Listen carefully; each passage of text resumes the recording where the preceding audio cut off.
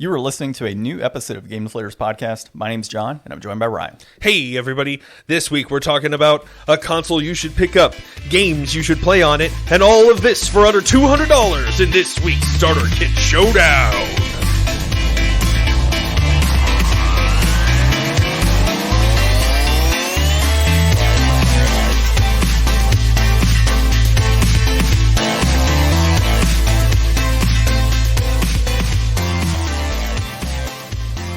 So, Starter Kit Showdown this go-round, and it's part of our collecting on a budget, is going to be on the Wii console, Nintendo Wii. We would like to talk to you about a great game at affordable prices.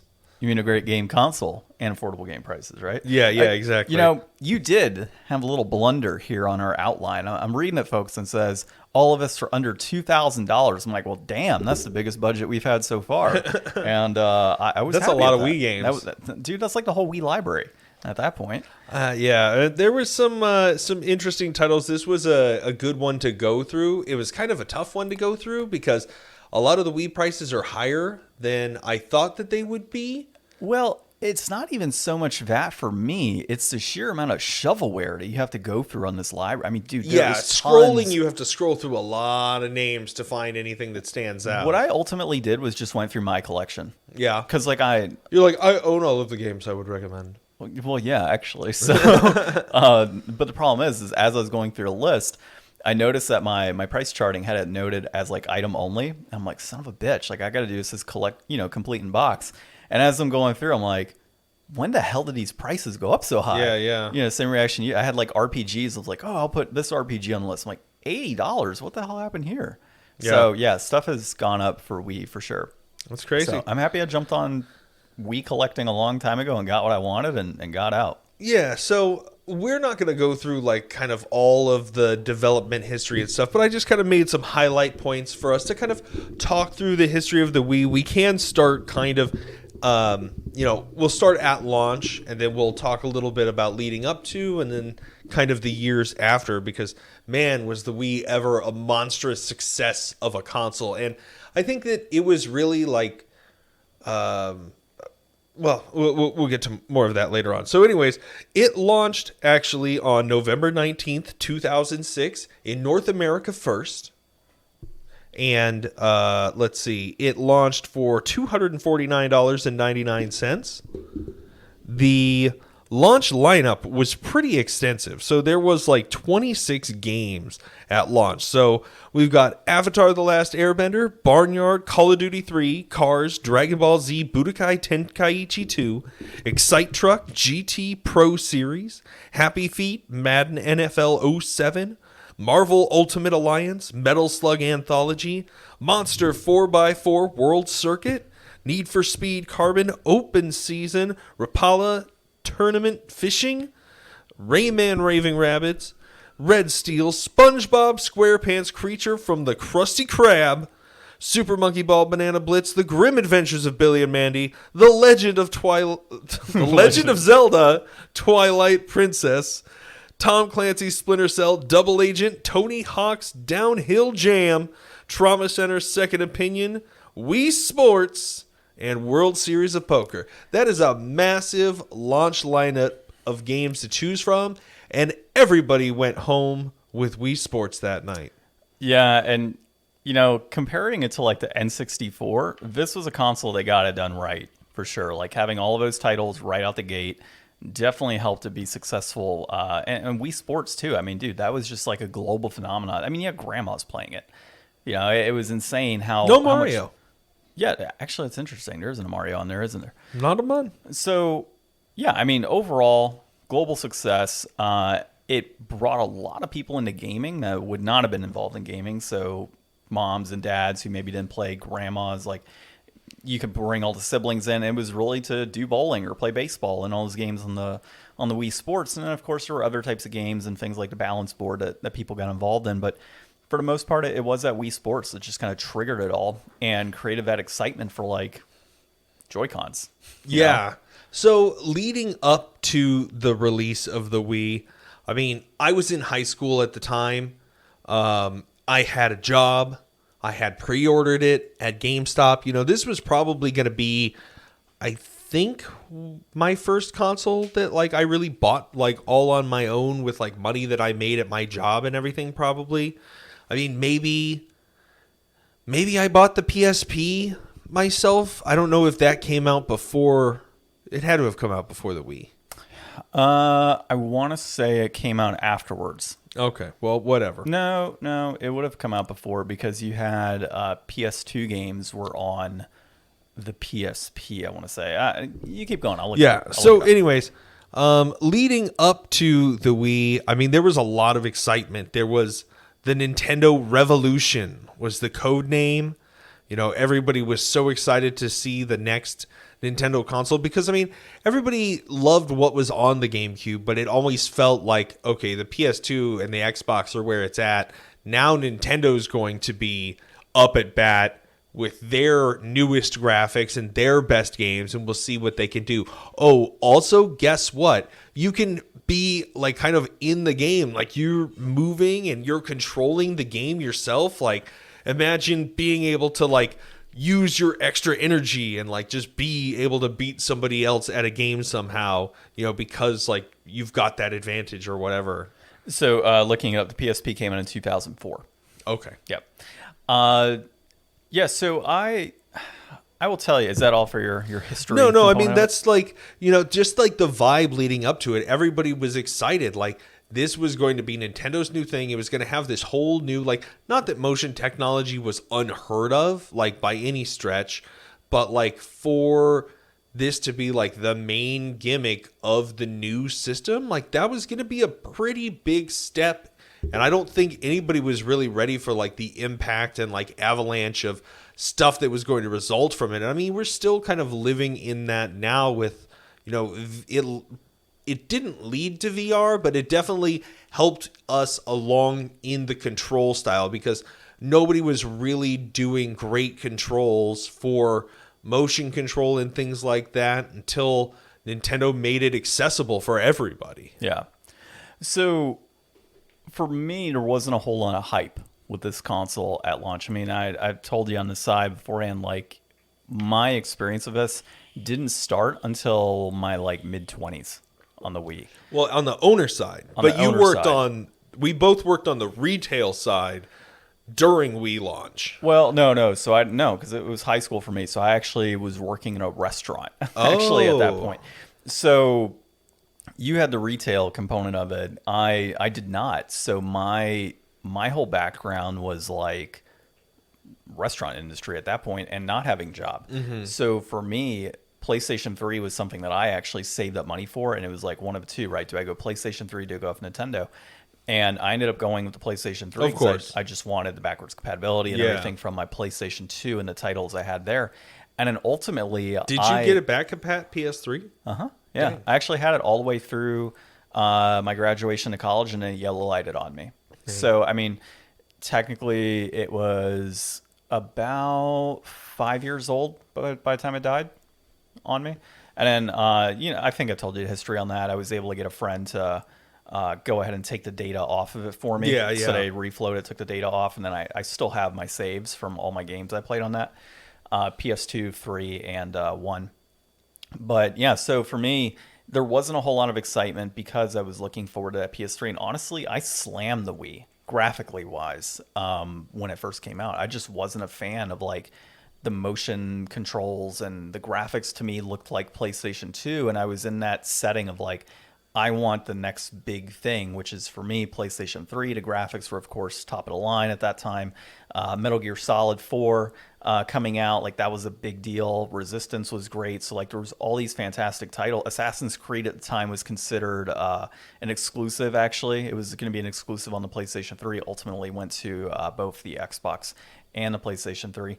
But that sort of hype was for me. So I never, in fact, I would make fun of people back then in high school that would choose a Wii over a PlayStation 3.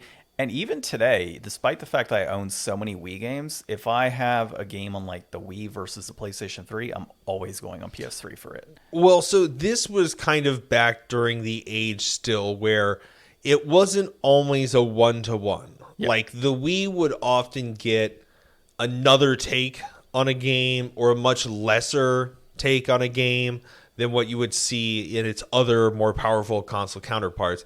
Now, I mean, the Switch is pretty much you're getting the same experience just at like either a lower res or through streaming. Well, definitely like the Switch, I think, is 1080p when it's docked, and it's 720 in handheld mode. Yeah. So, like, you're definitely getting a lesser experience in the long run compared to like even the PS4, right? and But it's the the PS5. same game. But you're right. You have the exact same games. They might not be at the same quality per se, but the gameplay is still there, and you're still gonna have a great experience overall. Yeah. So, I mean, some things to just kind of talk about with like the history of the console. Like, I think that, anybody who was around back then and saw the commercials with the Wii would like to play, and the two Japanese businessmen would show up to the house and bow and hand over the Wiimote, and then the whole family would be having a blast with Wii Sports or whatever. Like, those commercials were like everywhere. It felt like super popular. It felt like, that really was, I mean, obviously not that was really happening, but like that families and people of all generations were kind of playing the Wii. Like, it was very popular among like seniors and parents and kids, and it had titles kind of for all different ages, and it really was like bringing gaming to more people. And I feel like this was also like right on the cusp before like iPhone was really coming out. Mm-hmm. So there wasn't really like mobile gaming quite yet to capture those markets. So I feel like a lot of people might have gotten a lot more accessible to mobile gaming because they played a Wii. Like if your grandma played a Wii and then she got an iPhone 2 years later and she saw, Candy Crush on there, she might be like, oh, I actually really enjoyed the Wii. This might be fun. Or if you refer to our interview of Paul Niemeyer, Bejeweled. Right? Yeah. Bejeweled, yeah. Soccer moms and grandmas is the target audience there. So, your experience overall, I mean, would you have, if you had a big choice, right? Like if you could only buy a PlayStation 3, an Xbox, or a Wii, what's the decision that you're making there? I mean, kind of like my experience, obviously I went PS3 at that point, but nowadays I can appreciate what the Wii was and what it continues to be today. I mean, I waited for my Xbox 360. So like, I got, I had it reserved and it just took forever. Like, I think I didn't get mine until like April or something. And I had like 2 games and an extra controller since Christmas. Yeah. And I just waited forever for my console to come in. But like, so for the Wii, I was actually there launch night at my GameStop with my friends. And they came out and they started counting people. They cut the line off right behind me. Nice. They were like, that's how many we have. So like me and my friends, we got ours. And we all went home. And I went home and played Twilight Princess. And it was a great time. I think that like I got rid of my PS3 after a while. And I didn't get it again until like GTA 5 came out. Like the first iteration of GTA 5. And then I know you can still go get like a new copy. Did you get Skyrim while you were at it? Yeah, right.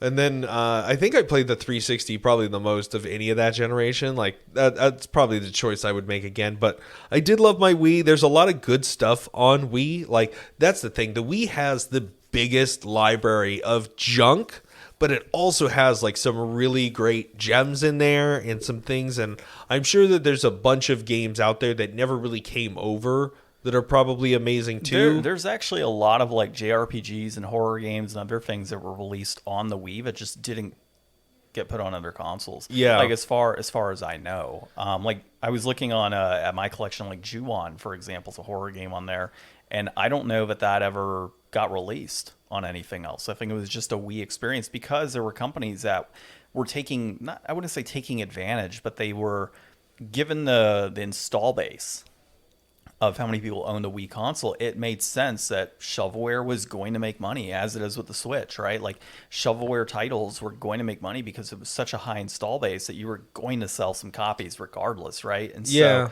And then there were some games that were just developed specifically for the Wii to take advantage of the motion controllers. Yeah.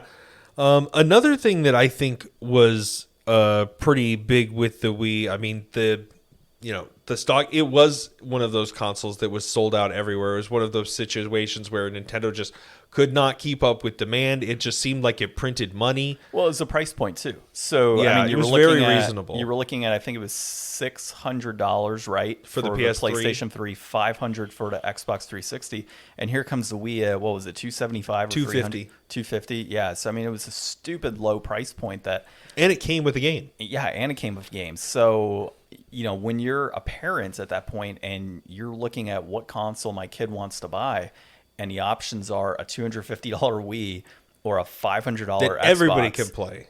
Yeah, exactly. So it's like it was a no-brainer from a parenting standpoint to pick up that console. I mean, dude, they were buying it for nursing homes. Well, and it seems like elderly active. It seems like cutting edge. Like even though graphically it would be behind, and parents could tell the difference looking at that versus an Xbox side by side, but like looking at like the games available and how it has like movement and stuff as a part of it really seemed like the way to go, and a lot of people really jumped on it. Well, and then just tie in the whole Mario component too, right? Yeah. I mean, it's Mario, so you've got that iconic brand recognition, family friendly, pick it up. Yeah, exactly. And Wii Sports was such a hit. I mean, like as a pack-in title, phenomenal. Like it was so amazing that they just gave everybody who bought a console that, and I think that they really failed to learn that lesson when they didn't just bundle 1-2 Switch with every Switch.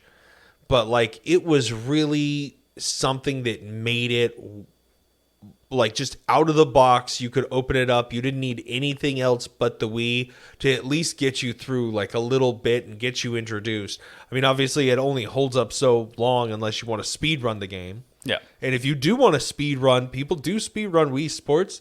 There's 2 different copies of the game. Yeah, the first like year or so, or the first 3 months or whatever, they had one release that has like a loading screen missing. So that's the one you want. Let's see. So we talked a little bit about my time with the console and your time with the console. A little bit about the history. So I guess next will be like standout titles, right? Yeah. So there's so many freaking standout titles. I mean, that's a great transition from Wii Sports because that's really one of them. I think Twilight Princess, even though that was like a backwards, compat game, like it was on GameCube and it was on Wii. It came out for both. I didn't realize that it was switched. I had a friend who was playing it. I brought my guide over to help her. It was like that nice big leather bound guide. And all the dungeons were backwards. They were flipped mirrored, and we had a time trying to figure that out. But I mean, oh man, Smash Bros. With I had so much fun with Smash Bros.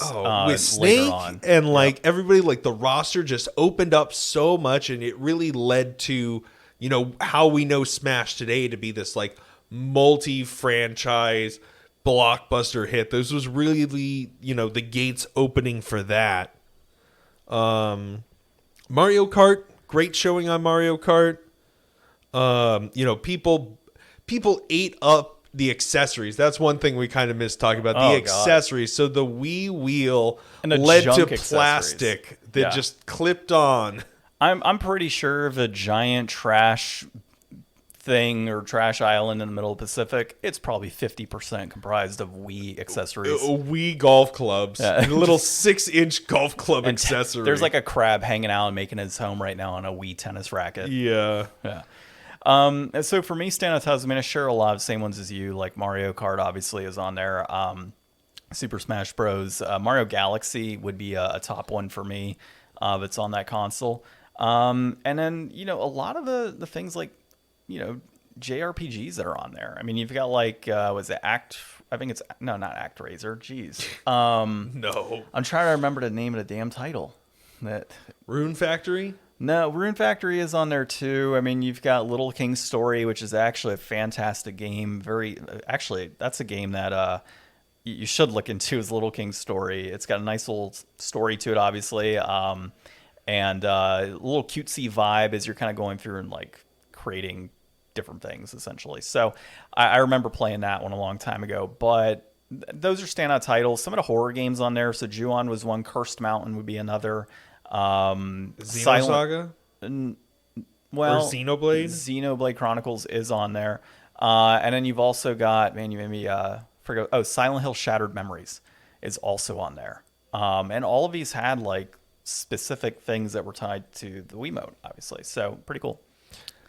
That's one thing that I think really started also in this generation, and probably the Wii with its, unique control scheme was a big influence on this. But the remaking and re-releasing of games, I don't think was really a very big thing up until this point.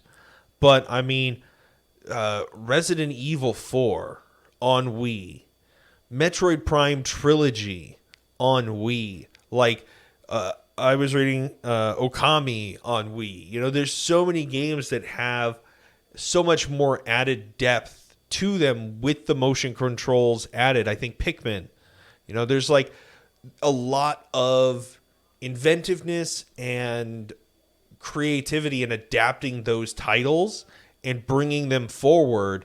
And, Nintendo loves to sell you the same thing as many times as they can. Also, we've got, the real birth of like the Nintendo online eShop and That's true. Games and widgets and apps. There were so many different like app tile things. Mii's. We didn't even talk about Mii's at all. Like Mii's and making weird characters and making your family and making famous people. Like that was a whole thing. I do vividly remember making Michael Jackson playing baseball. Yeah, they need to have Mii's back. I don't know why they ever got rid of that on Switch. Oh, they had them on the... Yeah, it's true, because they had them on Wii U. Yeah. I don't get it. Because, Street Pass was so great on DS. I think you do have avatars, technically, on the Switch, don't yeah, you? But it's not, like, the same... Like, there's no Mii Plaza. There's no, like, the DS had integrated, like, the Mii's were a part of your DS and the ecosystem and the games and stuff. That's true.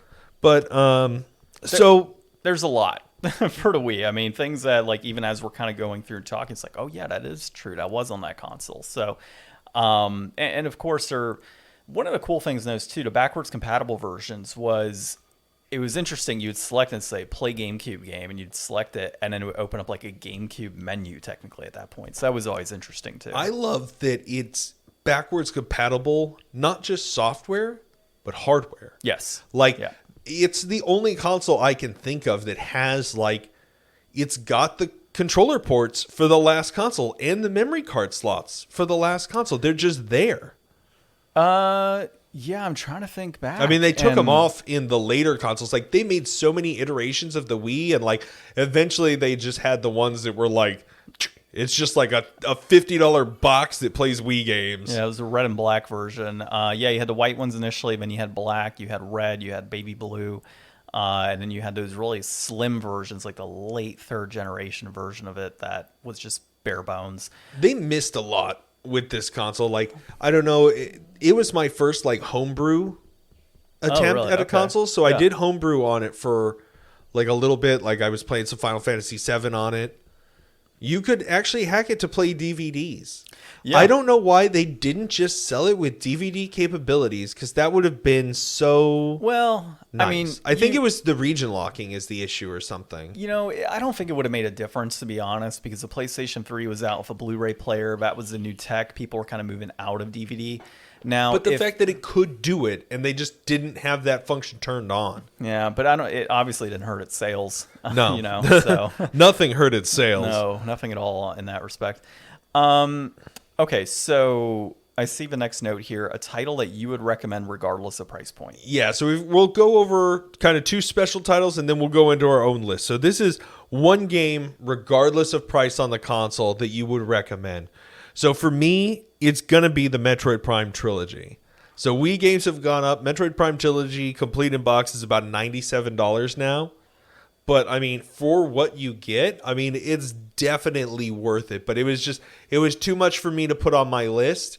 And of any Wii game, it's really the one I would recommend. Any of the more expensive Wii games than that are really like collector's editions or wonky games. Yeah. So let's see. I'm looking at my list. So one that I want to play at some point is Fragile Dreams, which I want to say is like a horror RPG.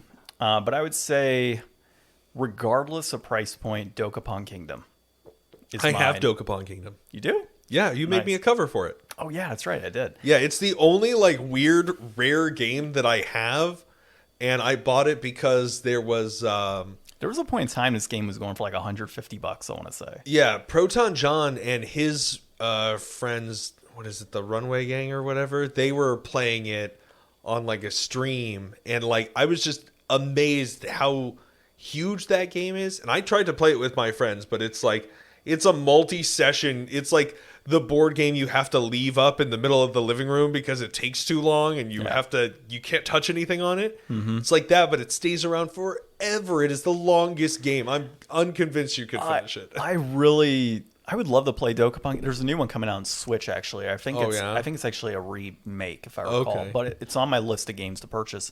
But yeah, Dokapon Kingdom, I started playing with some friends in college and they would come over and play with me.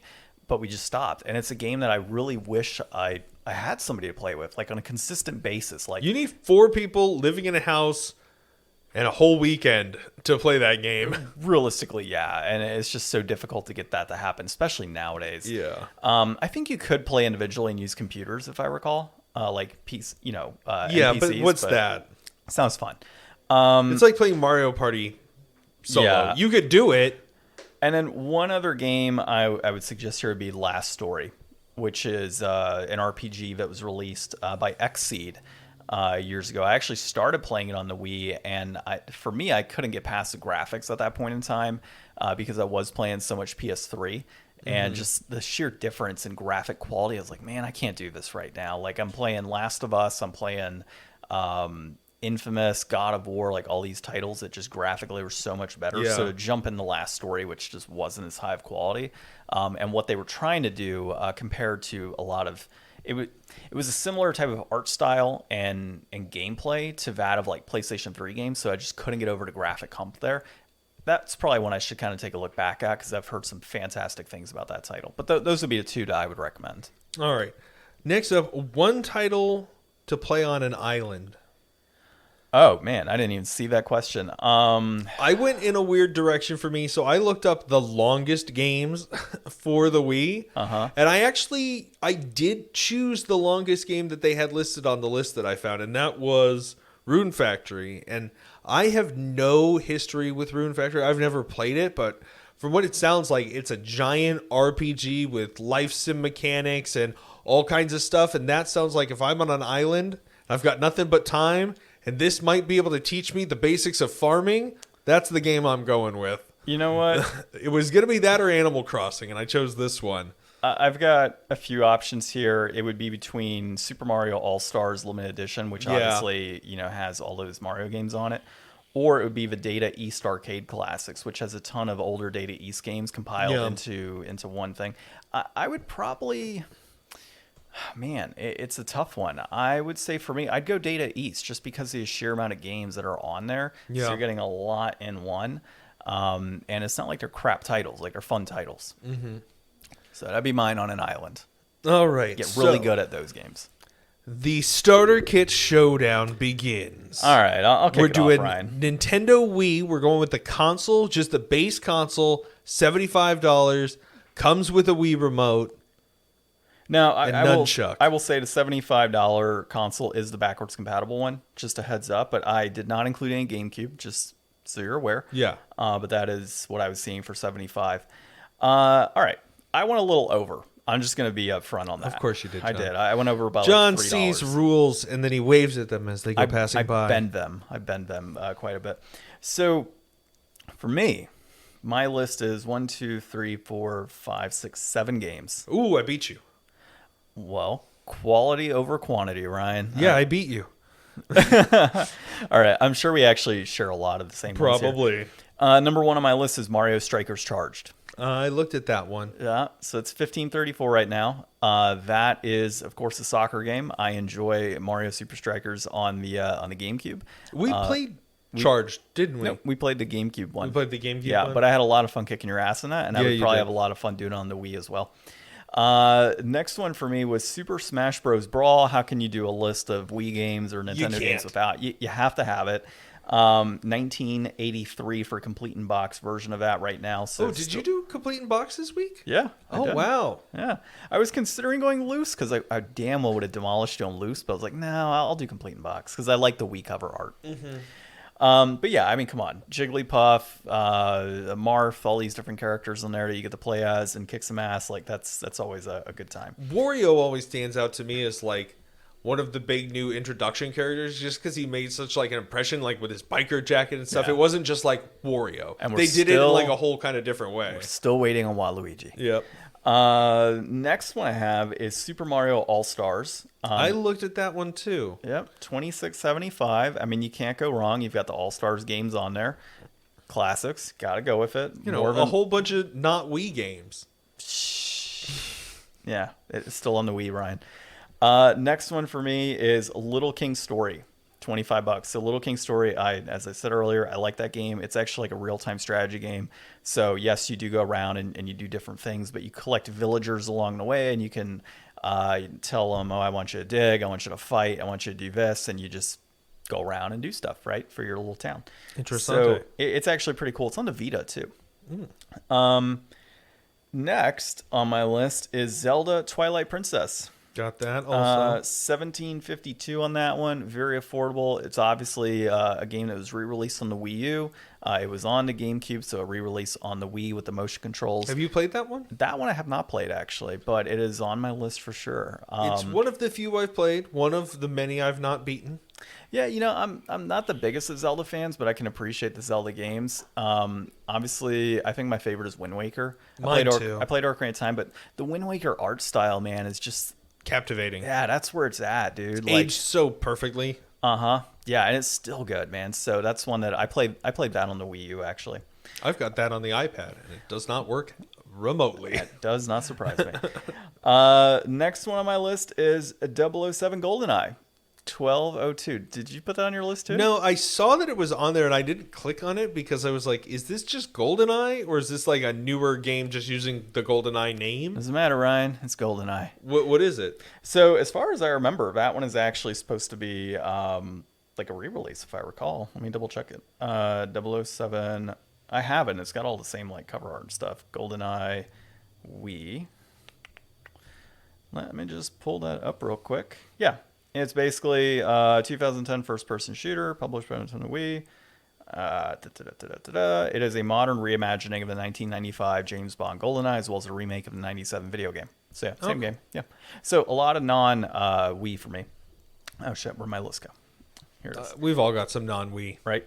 And then the last one. So you'll notice there is a racing game that has not been added on here, and that's because I got a racing game that's very underrated, and that's Excitebot's Trick Racing. So that is actually, if you look up, like, I'll say hidden gems, even though I hate the term, hidden gems on the Wii, that's actually a hidden gem, would be Excitebot's Racing. And it's still super affordable at $12.03. So all in all, Ryan, 7 games, $128.49, complete in box for me. A little over, but we'll just say that I get a Wii that's missing the top panel, and it knocks a couple bucks off, so it doesn't look as good, but we're looking at, $70. It didn't come with that the round plastic part that clips onto the base stand. Yeah, there's a couple things missing on it. The memory card slot thing, there's a broken hinge. It's still on there, but it's not fully on there. Yeah, I think that's good. All right, so right off the bat, I also had Brawl and Twilight Princess, so we'll mark those. Mario Kart Wii. Yep, that was one I looked at. Had to pick that up, so that's a classic. Gotta have it. I'm always convinced. That was my most expensive title. That was $29.97, so I paid big for that one. Yeah, my most expensive was the All Stars at $26.75. Next up, I just don't believe you should own a Wii without Wii Sports. So gosh darn it, I put Wii Sports on my list. Wii Sports complete in box. It's $20.46, folks. So I don't know if you noticed a theme with my list, by the way, but I went sports, fighting, platformer, strategy. You took a page out of my book this time. You tried to cover your bases. I did. I went strategy, RPG, shooter, and racing. So I actually covered like every genre on mine. And Wii Sports was one I was looking at as well, but I was like, man, I had to consider, like, if I was sitting back and I wanted to play a number of, different games, would I want to play Wii Sports or would I want to play something like Super Mario Strikers? Yeah. Right. And so that's kind of the approach I took there. I almost went with Tiger Woods PGA 10 was listed as the best golf game on Wii. I actually sold one of those for like $20 not too long ago. Let's see. Next up, my favorite game of all time. Gotta get it. Resident Evil 4 on Wii. I'd be shocked if you didn't have it. 1476. It's such a great version. The pointer controls just make it so fun, and just give it that whole other next level interaction. Next up, I did Monster Hunter Tri. So I've never played Monster Hunter Tri, but I've really gotten into the last few Monster Hunters since World, and I know that it had a really good life on DS and like Wii and Wii U before it came up to more modern consoles. So I just expect that is probably the same goodness of Monster Hunter. They're so deep. There's so much to learn and do in Monster Hunter games that could keep you going for a long time. And it's only $874 complete in box. Yeah, that doesn't surprise me because, I mean, when you consider controls in a Wii in comparison to like a PlayStation 2 version of a game, or even like, I guess PlayStation 2, doesn't surprise me. But you're right, though. Like, those are games that have a little more longevity in terms of being able to play them because of the sheer amount of stuff you can do. Yeah. And, like, the older ones, like, everybody talked about, like, the claw grip that you had to, like, play with Monster Hunter because it was, like, a weird game. So I'm sure the Wii's control scheme made it so it changed some of those issues and maybe made it adjacent problematic to deal with. Yeah. Next up, these last two I just kind of threw on there because I was running out of money and I couldn't get it. I wanted to get as close to exactly 125 as I could. So I picked up Okami 765. From what I've read, this is a really good port. It has this like paintbrush mechanic that was like in the original that I assume you just did with the analog. So adding the Wii functionality again and bringing that up to modernize a very beloved game. I went ahead with that. And then lastly, Call of Duty Modern Warfare 3. I've never played Call of Duty Modern Warfare on a Wii, but you know what? For $685, it rounds out my list. Man, honestly, I think there's so many better games you could have done with that, like $14 that were right there. Yeah, I could have, and I looked at some other things, but you know what? Like, seeing Okami on the list, that's a game that I've always really wanted to play. And I know that they made like an Okami prequel for the DS that I had bought at one point. So like just some of the games, by the way, that potentially could have gone on there. Donkey Kong Country Returns, which I'm shocked I didn't put on there. No. Animal Crossing City Folk. Yeah, I know there's a lot of things, but I was trying to cover more of my bases too, even though I already guessed I had a shooter. Yeah, you did. That's why I was a little shocked that was on there. But you know what?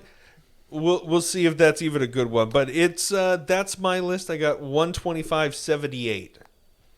So, look, you bent the rules too. You went 78 cents over. Ryan, what's happening here? Nobody pays full price for Call of Duty games. That's true. That's true. That's the thing. So, like, we say $200 based on current pricing, but a lot of these titles you can actually find for reduced price points. Like, for the next 3 weeks until everybody decides to add an extra 20 onto every game price. Yeah, I mean, you're looking at best offers on eBay. You got games that are obviously no manual, things like that. So, with these being complete in box, you could totally, and a Wii console, $75, like. Sometimes that $75 is giving you 2 controllers, 2 nunchucks. It's a black Wii with, backwards compatibility. Sometimes they come with a game or two. So, I think that there's a lot of flexibility here for a list. The Wii is still a very affordable console, not only to collect for, but just to play games on in general. So, I like your list, man. I think you did good on that. I did better, of course, and we'll let the people decide. Let us know. Yeah. Who do you think has the better list? So, of course, I didn't do it at the beginning of the episode, but let us know on social media. So, at Game Deflators on Twitter, at The Game Deflators on Instagram and Facebook. If there's some way to comment on a podcast app, feel free to comment, leave a 5-star review on how much you liked this episode. And, of course, it'll be on YouTube at some random point in time. So, check it out on there, too. Anything else you want to talk about on the Wii before we conclude? Man, the Wii U is probably going to be such a different beast for like making a list for than a lot Yeah. of these other consoles have been. It will, because the games are much more expensive. Yeah. Like, there's games and on fewer there. and farther between. There's games on there that are like stupid games. Devil's Third would be one. Devil's Third is like a $400 complete Well, that would box never game. be on your list for I- collecting on a budget. But I mean, the I'm budget just is going to saying. be a different kind of budget. Yeah, I mean, I'm just saying, like, the games that are on there, like, if you wanted Zelda Twilight Princess, for example, it's an HD remake. There's no other HD remake of Twilight Princess, or for that matter, what's the other one? Wind Waker, right? Not yet, So, but that's speculated for sometime maybe next year for an announcement. Potentially. But, I mean, the games are high-priced on the Wii U. That's just what the reality of it. So, Yeah. games that were released on both, the PlayStation 4 and the Wii U is, like, ridiculous in comparison. Yeah. So even if it's like a crappier version, it's just so much higher because of the limited amount of consoles sold in comparison. So what is it, like 13 million or something on the Well, Wii? and so we'll talk about it when we get to that console. Yeah. All right. Yeah. Well, more on that and whenever that episode airs. But all of that said, this has been a new episode of the Game Deflators Podcast. My name's John, I'm Ryan. and thanks for listening.